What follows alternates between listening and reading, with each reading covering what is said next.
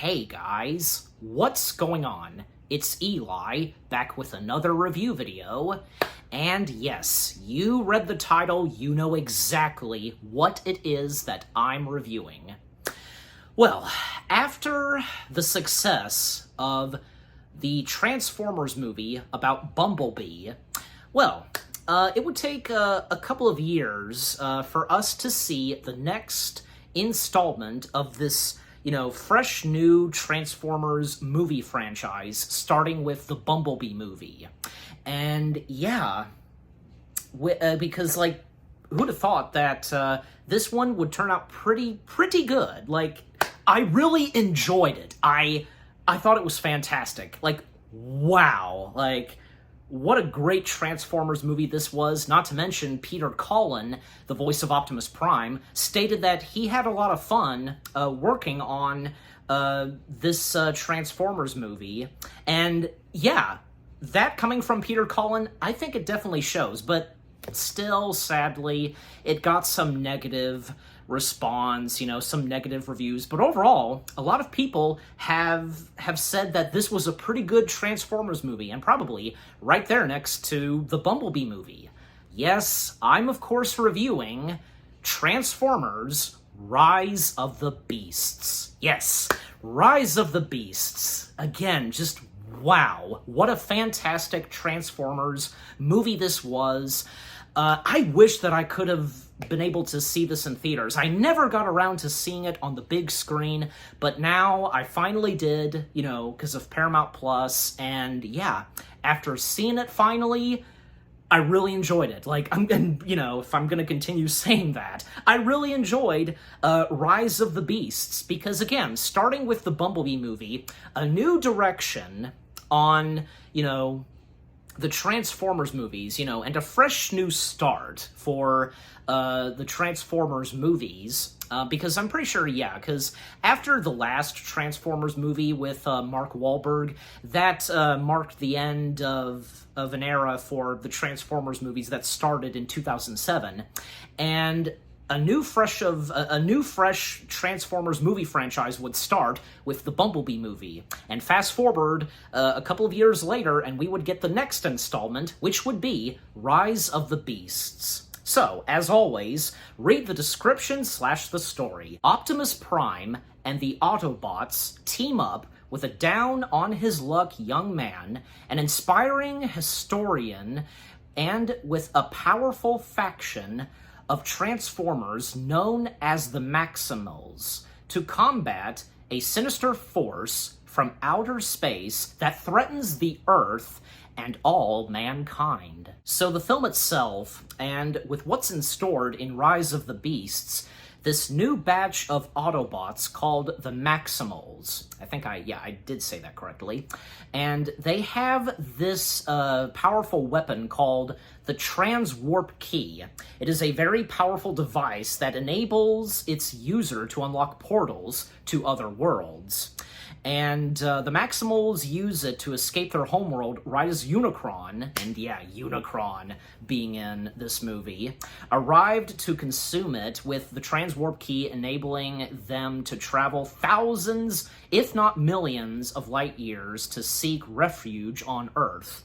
Yeah, and with the Maximals, and of course, as always, on the tablet have IMDb, the Maximals, there's its leader, Optimus Primal, being voiced by Ron Perlman, aka Hellboy, and yeah, and apparently Ron Perlman previously voiced Optimus Primal in something else, Transformers, and that was basically animated. There's also Airazor, yeah, I got that right. Airazor, who's this, bird-like Autobot. Well, they're Maximals, so gotta refer to them as Maximals. Airazor, who's this, hawk, Maximal / Autobot, being voiced by Michelle Yeoh. And Optimus Primal, he's like a gorilla type Autobot slash Maximal. I'm pretty sure, yeah, because they are referred to as Autobots. Are they, or just Maximals? But, you can let me know on that. There's also Rhinox, being voiced by David Sobolov, if I'm saying that right, who's, well, obviously, a Rhino-type Maximal. There was also another Gorilla Maximal being voiced by David as well. The character's name was Applink. I'm not sure if I'm pronouncing that right. Again, you know me sometimes. And there was also, I think it was Stratosphere. No, here he is. Cheetor, being voiced by Tonagi Kursia, if I'm even saying his full name right, and yeah, by the name Cheetor, a cheetah-type Maximal. So they escape with the transwarp key because these new batch of evil bots, they're called the Terragons. Yeah, the Terragons. No Decepticons in this. Not even Megatron. Megatron does not appear in this. So, no Decepticons in this. This time, we have the Terragons. And the leader of the Terragons being voiced... the leader of the Terragons... Gotta slow down. Scourge, that's his name, Scourge, being voiced by Peter Dinklage. Good for him voicing one of the evil robots in one of the Transformers films. There was also Nightbird, part of the Terragons, being voiced by Michelle MJ Rodriguez. I think I got that right. And I'm pretty sure, there was also the Battle Trap, I want to say. Yeah, because Battle Trap, actually, because Battletrap being a part of the Terragons as well, yeah.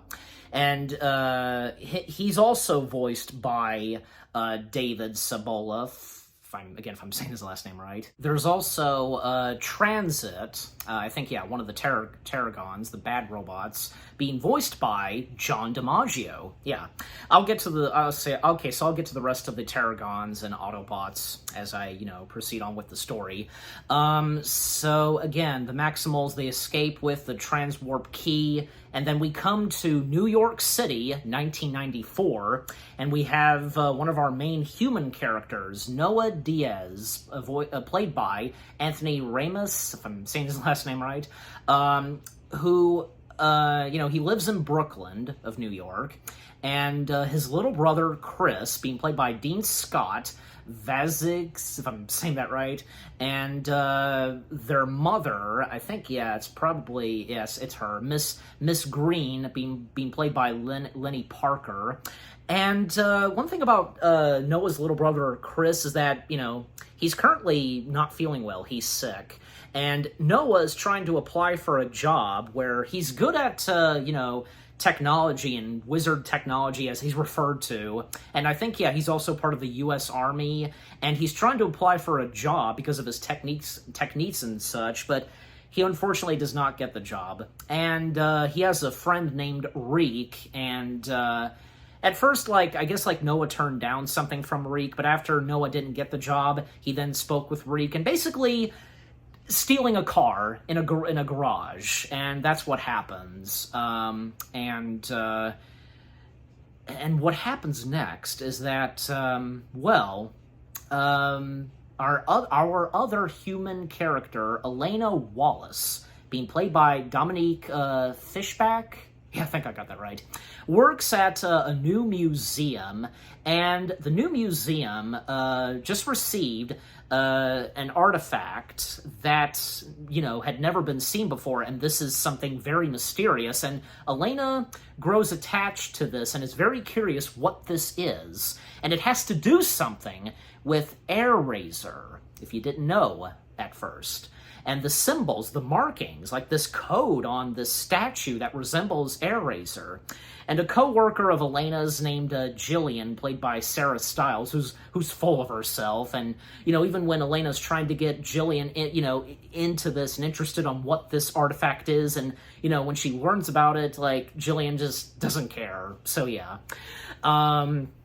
what happens next for both Noah and Elena, and until, of course, until they get together, well, is that, because again, Noah, breaking into a garage, stealing a car, and Elena at one point activates, what's inside of the artifact, the statue that resembles Airazor. It's the piece of the transwarp key. A piece of the transwarp key is inside it, and at one point it broke off, and Elena panicked, thinking that it was her fault, and she feels that she's gonna get fired, but this was not her doing, and it basically opens like a portal or something, because that's what the transwarp key does, and only the Autobots, the aliens / Autobots, Terragons, whoever, can see it, not the humans. So everybody in New York cannot see it, just the robots. And Optimus Prime, of course, sees this, and he sends out a distress call to all Autobots, calling all Autobots. And of course, Optimus Prime, once again, being voiced by the legendary Peter Cullen. And of course, we have Bumblebee, we have a few new Autobots in this Transformers film. Mirage, which Mirage was the car that Noah was attempting to steal. And, when Mirage woke up, he of course drove himself, and, Noah has no idea what's going on, and there's a police chase, and even Mirage interacting with Noah at first, and even, at one point, Mirage can multiply, make duplicates, holographic duplicates of himself to fool the policeman, which, of course, that works, and Mirage being voiced by Pete Davidson. And yeah, Pete Davidson was good in this film. He's really good at doing voice acting, and the voice performance he brought to Mirage. Just saying.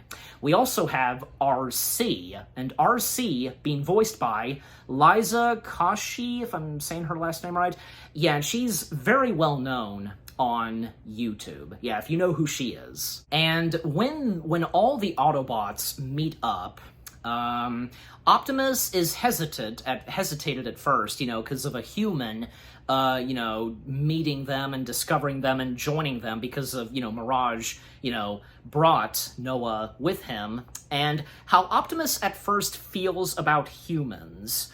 And Bumblebee, because, Bumblebee, it wouldn't be the same, but, with not having Bumblebee using the radio and, using, audio from some films and such, and I recognized a couple, there was Spaceballs, Star Trek, Mr. Spock's voice, and hey, that was pretty cool, and I don't know, it's kind of like a nice homage and reference to Leonard Nimoy, because Leonard Nimoy having a big part of the Transformers franchise, because if you all know what he's been a part of the Transformers franchise. And there was also a little bit from The Wizard of Oz, from Spaceballs, Star Trek, and The Wizard of Oz, and those being the only ones that I can remember very well, like the audio from Spaceballs, from Dark Helmet, what the hell am I looking at? And Mr. Spock saying, these, they are my friends. And The Wizard of Oz, Oz himself, saying, I think it was, not so fast. Yeah, that was it.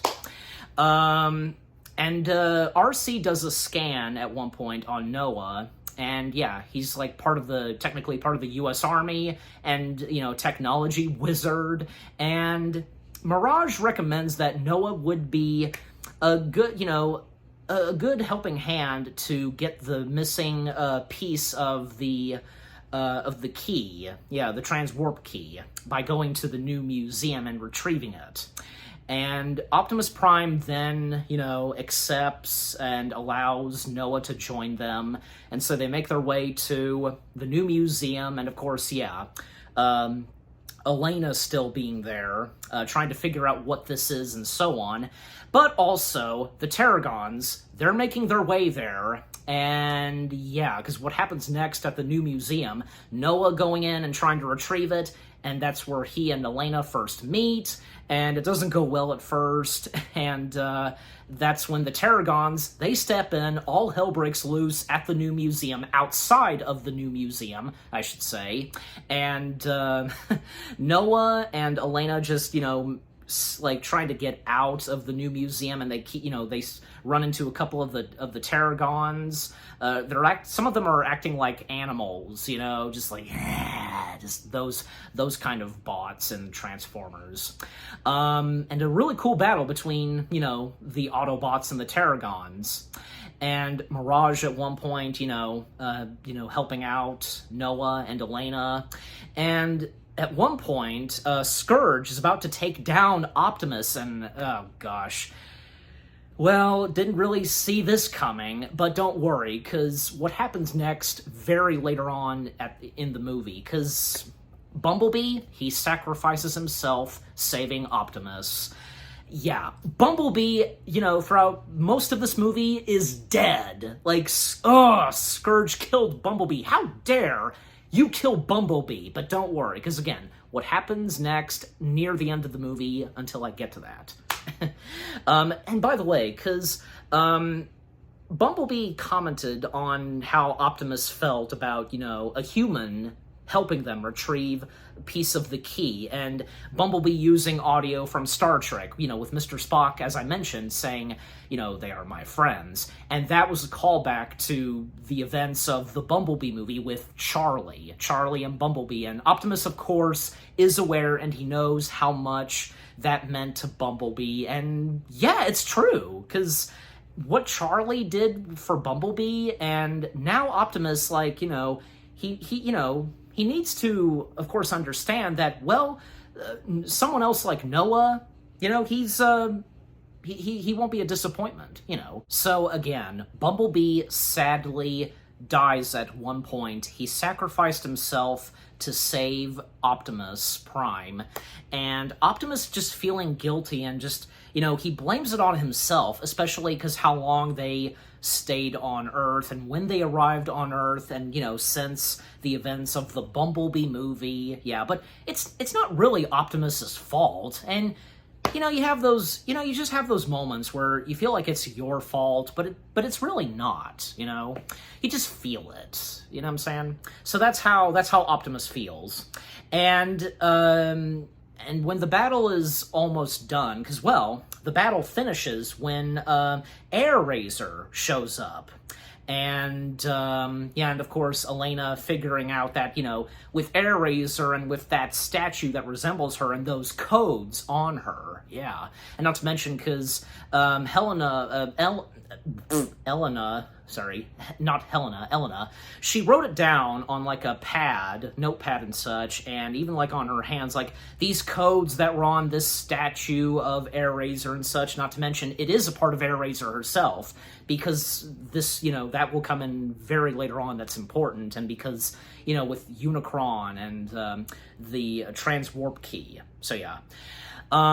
So after that, and after the loss of Bumblebee, because with the transwarp key, unfortunately, Scourge and the rest of the Tarragons, they got their hands on the piece of the transwarp key, but it's not all of it.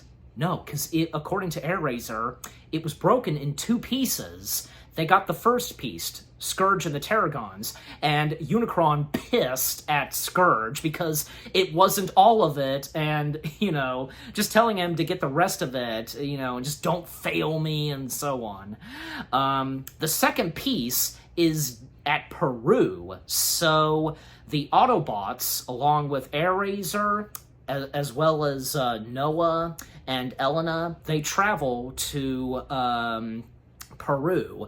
When they're planning to, travel to Peru the next day, because Noah checks in on Chris and says goodbye to his little brother for now. Chris does discover Mirage, and it's pretty funny, the interactions between Chris and Mirage. Not to mention, because, from Noah and Mirage, E.T. is brought up at one point, and Chris, he gets along with Mirage and sets Mirage straight to protect and make sure that his big brother is alive and well and is not harmed. He has Mirage promise him that.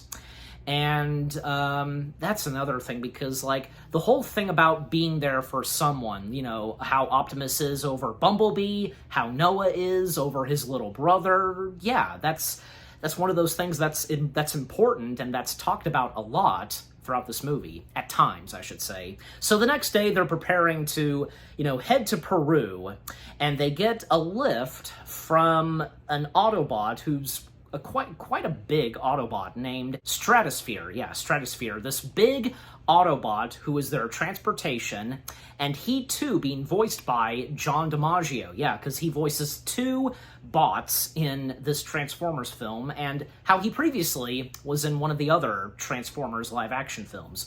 So, so they proceed on to Peru, and, you know, a moment between Noah and Elena, because, you know, they get to know more about each other and what they have to do because of the transwarp key and such, and Unicron, and the Autobots, they bring along Bumblebee's body, and hopefully they can bring him back to life, and where they're going in Peru. And can't forget to mention the voice of Unicron, because Unicron in this being voiced by Coleman Domingo,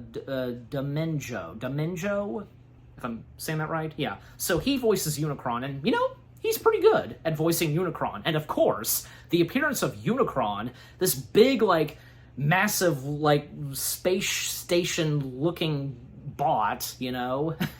But, you know, until he transforms into a humongous bot, like, and just like how he did in the animated Transformers movie. You know what I'm saying? Just, yeah.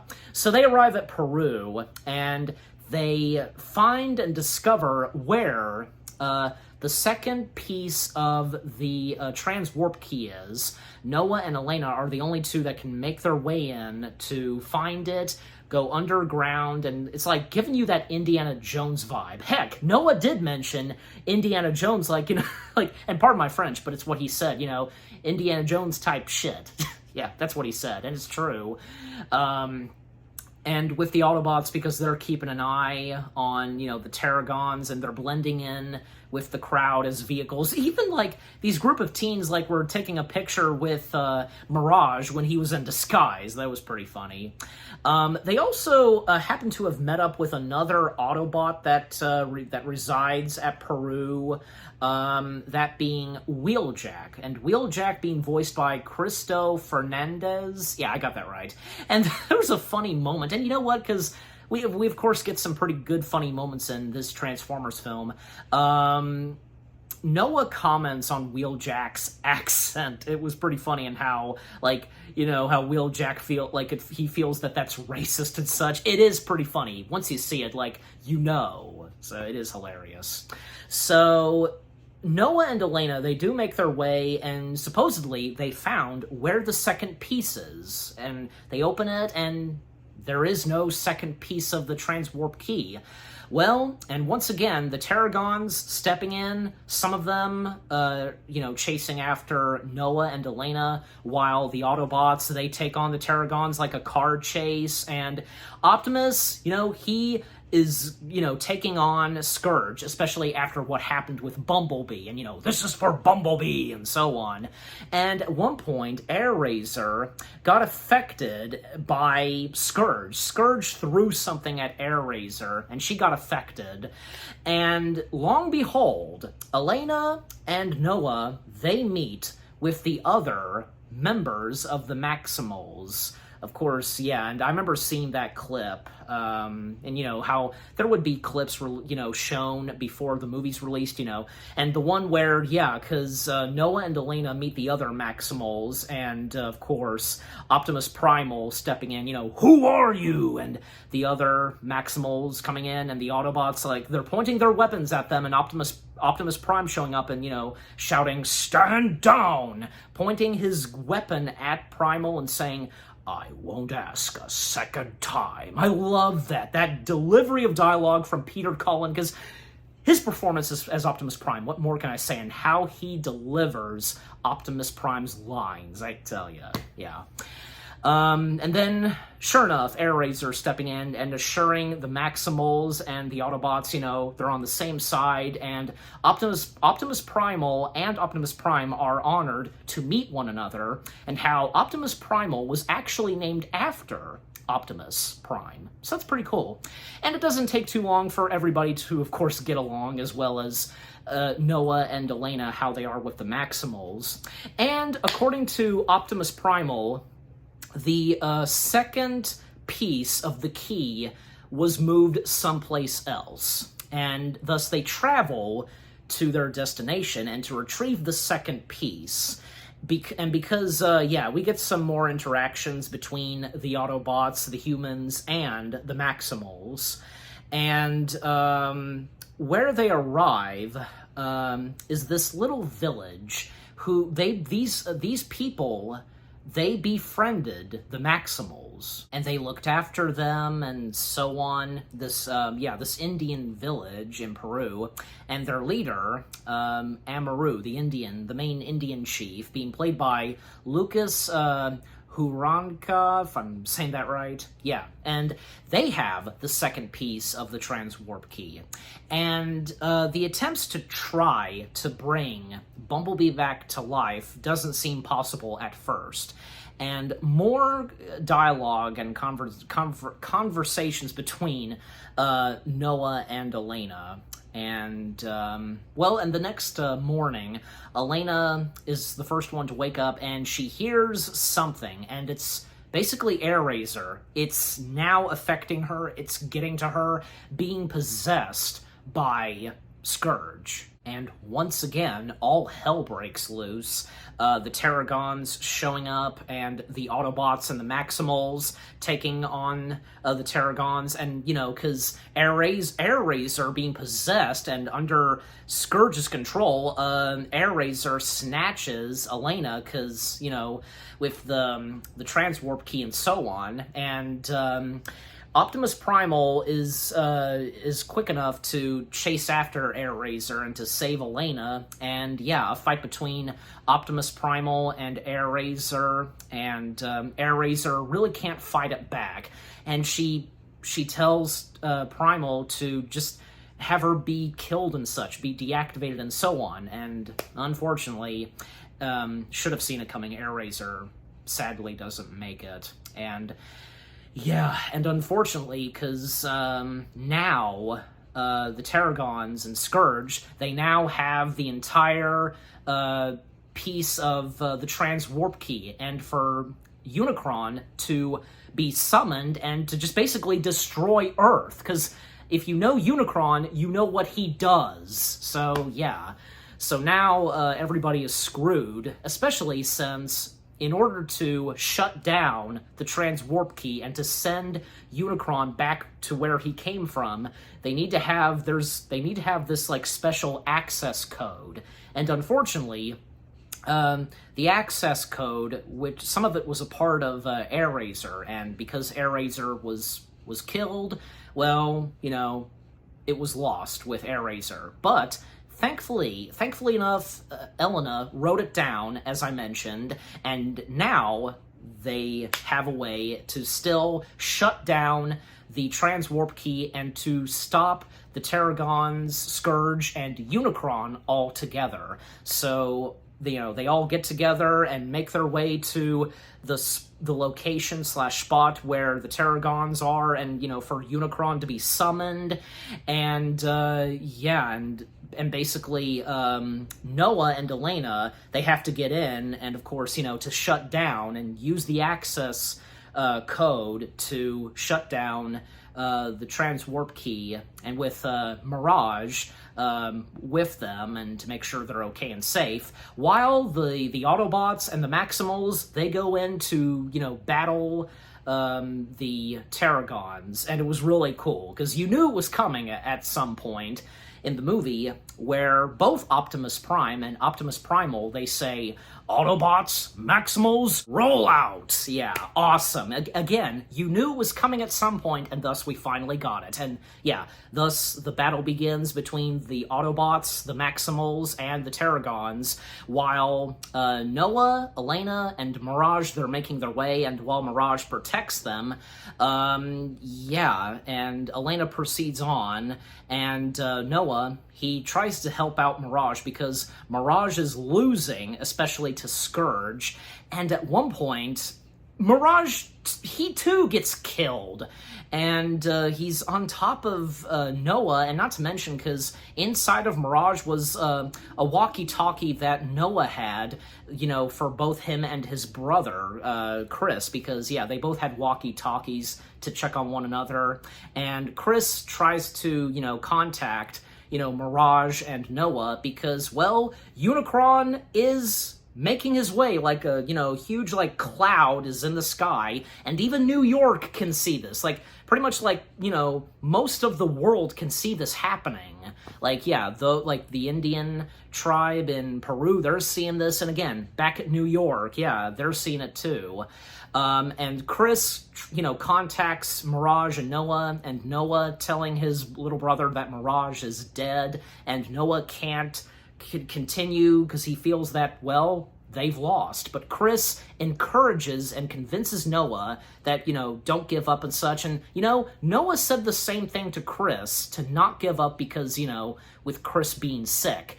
And at one point, Mirage does come back to life for a moment and passes on, like, you know, his gear onto Noah to take the wheel. And now Noah has, like, this awesome gear that comes straight from Mirage. Mirage is now a part of Noah, having body armor and to take on Scourge and to help out the rest of the Autobots. That was awesome. And even at one point, and with Elena, because Elena doing her best to shut down the transwarp key, there was at one point this, like, it was this thing that this wave called the Energon.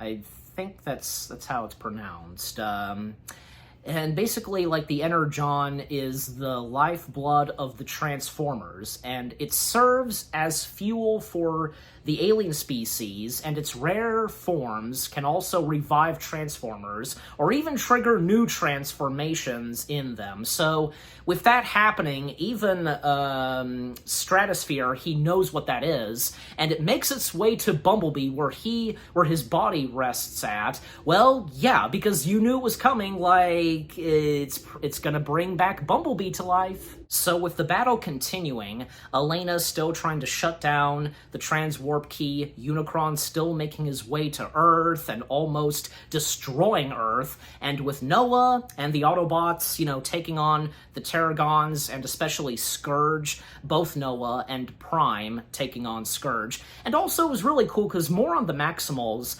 how throughout most of the film they were in the form of animals, you know, from a gorilla, a cheetah, a hawk, and a rhino. Well, at one point we do see them transform into regular looking, like, Autobots, I guess you could say. So yeah. And then, and to speed things up, sure enough, Stratosphere shows up, and he basically drops off Bumblebee. He's back to life, baby, and he helps out, even taking on one of the other, like, main, you know, Terragons, Nightbird, because I didn't talk about Nightbird that much, yeah, because Nightbird, yeah, because how evil Nightbird can be at times, even, like, you know, you were supposed to remain dead, you know, she says that directly to Bumblebee, and, yeah, and of course, Bumblebee, he does defeat Nightbird, especially when Scourge is you know, firing at Bumblebee, but uses Nightbird, you know, just to protect him as a shield, you know, as a shield and such. And of course, yeah, an explosion. Nightbird is finished, and Nightbird was a pretty cool, menacing Terragon, I want to say, and especially that goes for Scourge. Yeah, definitely. And I gotta say, because what happens next, like, Elena does succeed on shutting down the transwarp key at first, but at one point, like, it gets damaged, like where the transwarp key was placed, and even when Optimus Prime does defeat and kill Scourge. Even when Scourge, at one point, he stole the symbol of the Autobots that was on Bumblebee's head. He took that from Bumblebee, and Optimus got it back. This belongs to a friend of mine. And yeah, Scourge's defeat, just like getting, pushed into lava and such, and just ripping him apart. That was a really cool defeat right there. And because it seems like it's not, they're not able to defeat Unicron for good because, I want to say it's a base, that holds the transwarp key. Because it's damaged, well, Optimus Prime, at one point, sacrifices himself. You think that he's gonna die. Don't kill Optimus. Even I was kind of getting that feeling, are they gonna kill him? Well, because he sacrifices himself to, to finish off defeating Unicron and to send him back to where he was, imprison him, stuck where he's at, and so on.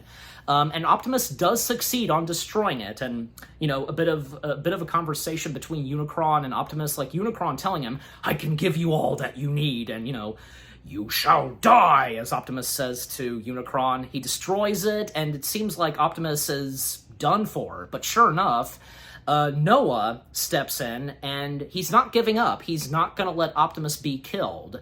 Especially this bit of dialogue that they say throughout this film, all together, however they say it, I think, because Optimus Primal does help Noah, and they all escape, and thus Unicron is defeated. He's sent back to where he is, but, as they establish, he is defeated for now, and they'll be ready when Unicron comes back.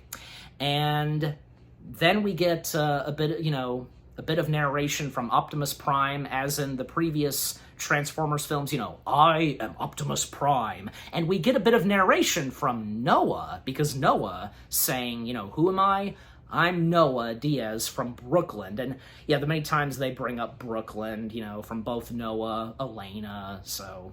And of course, Noah is reunited with his little brother and his mother. And what happens next is that Noah finally gets a job. He finally gets a job, and he doesn't know what this job is. He meets with an agent named Agent Burke, played by Michael Kelly. Michael Kelly makes a cameo appearance in Rise of the Beasts. And yeah, Noah has no idea what he's signed up for, even when Agent Burke gets to Noah, because Agent Burke knows a lot about Noah, he and the others, and they also know about the Autobots, as he describes to Noah, his giant friends. And by the way, for Elena Wallace, well, Noah happens to see this on the TV when he's waiting to go in to be interviewed for this new job he has. He happens to see Elena on the news because,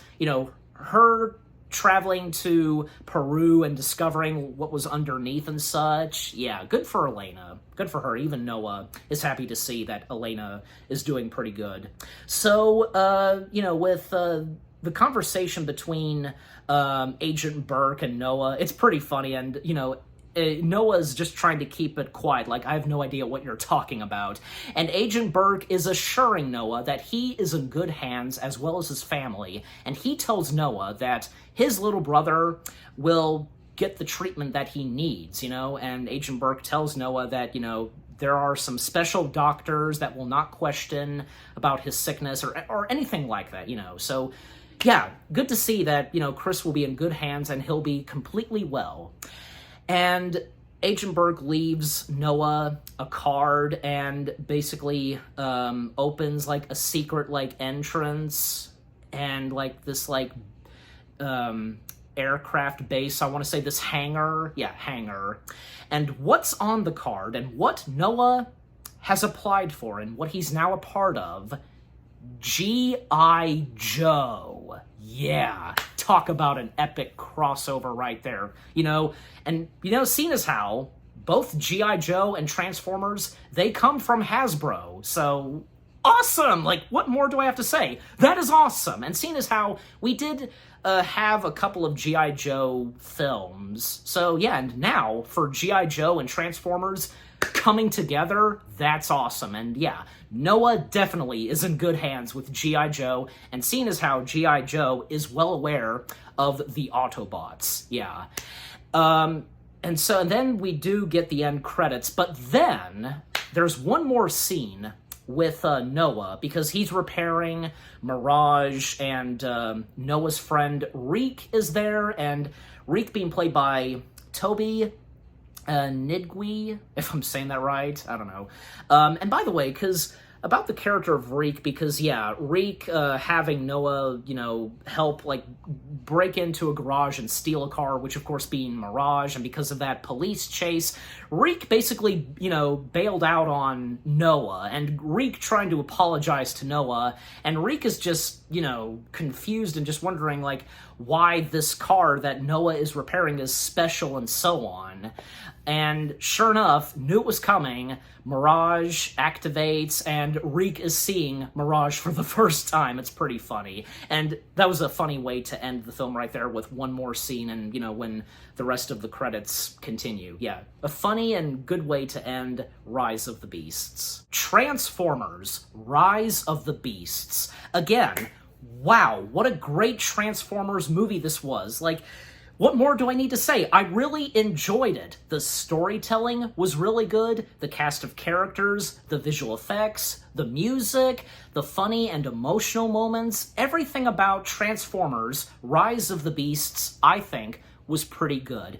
And like I said, you know, with some of the negative response this movie had gotten, you know, with negative reviews and such, but, you know, this movie really got a lot of good praise, and like I said, Peter Cullen had a lot of fun working on this film, voicing Optimus Prime, and yeah, because with Peter Cullen saying that he had fun working on this, it shows that this Transformers movie did not turn out to be a disappointment. Even for me, as I've been saying, because I really enjoyed it, and I'm sure as though you guys, for those of you that have seen it, you enjoyed it as well. And I'm giving Transformers: Rise of the Beasts, yeah, it's on my mind, 8 out of 10 stars. Yes, that's right, 8 out of 10 stars for Transformers: Rise of the Beasts. And what about you guys? What did you think of Transformers: Rise of the Beasts itself? Like, did any of you see this on the big screen?